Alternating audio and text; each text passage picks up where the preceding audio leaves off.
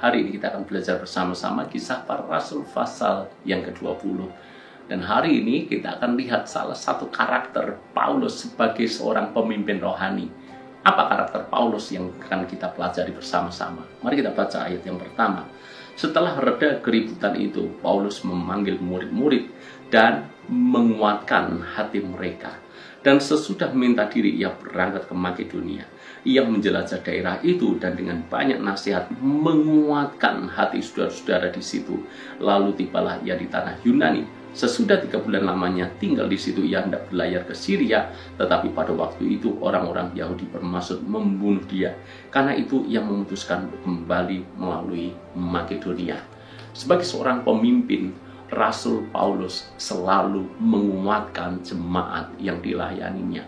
Kalau kita membaca konteks di dalam pasal 19, Demetrius menimbulkan huru-hara di Efesus. Terjadi keributan besar di sana. Dan tentu saja keributan yang seperti ini mencemaskan jemaat. Apa yang dilakukan Paulus? Paulus menguatkan mereka.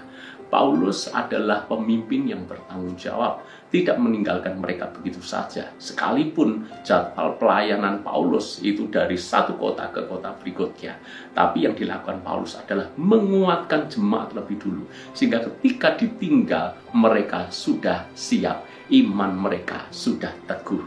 Demikian pula ketika mereka atau Paulus berada di Makedonia. Lagi-lagi Alkitab menulis ketika ia menjelajah daerah itu, melihat jemaat mungkin tertekan karena aniaya juga mendatangi mereka, Paulus menguatkan mereka.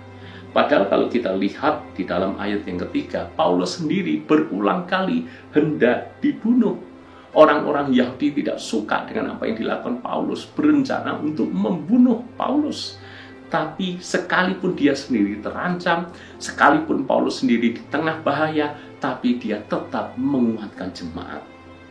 Ini luar biasa sekali, karena banyak orang bisa menguatkan selama dia aman-aman saja, selama dia baik-baik saja. Namun ketika ia sendiri menghadapi masalah, seringkali dia hanya fokus mengurus masalah dirinya aja. Tapi Paulus tidak. Dia sendiri terancam, berulang kali dia hendak dibunuh, tapi dia selalu memikirkan orang lain lebih dulu. Dia memikirkan jemaat lebih dulu, menguatkan mereka lebih dulu. Dan saya percaya ketika Paulus menguatkan jemaat, secara otomatis dia sendiri menjadi kuat dari perkataan yang dia sampaikan kepada jemaat itu. Pada saat kita menguatkan orang lain, pada saat yang sama, kekuatan Tuhan akan dinyatakan kepada kita. Kadangkala kita bisa melayani orang lain kalau kita sedang tidak ada masalah. Bagaimana kalau kita sedang dalam masalah?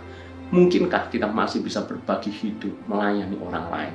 Saya beritahu Anda, justru ketika Anda sedang dalam masalah, namun Anda tetap bisa menguatkan orang lain, kekuatan Tuhan akan dinyatakan dan masalah Anda akan selesai ketika Anda tidak hanya fokus kepada masalah Anda, tapi juga fokus untuk menolong orang lain dalam masalahnya masing-masing.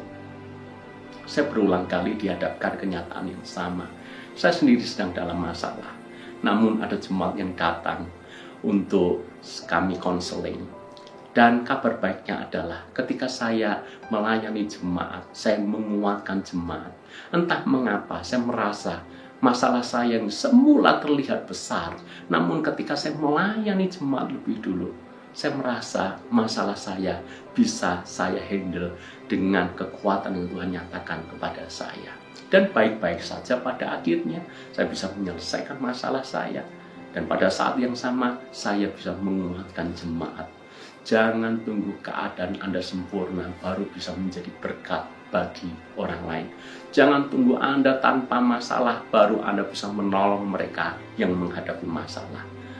Kekuatan Tuhan akan dinyatakan ketika Anda menghadapi masalah, tapi Anda masih saja berpikir untuk menolong orang lain yang sedang dalam masalah juga.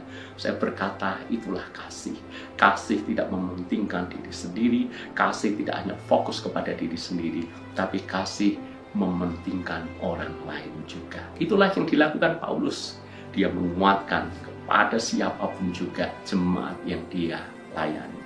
Tuhan memberkati.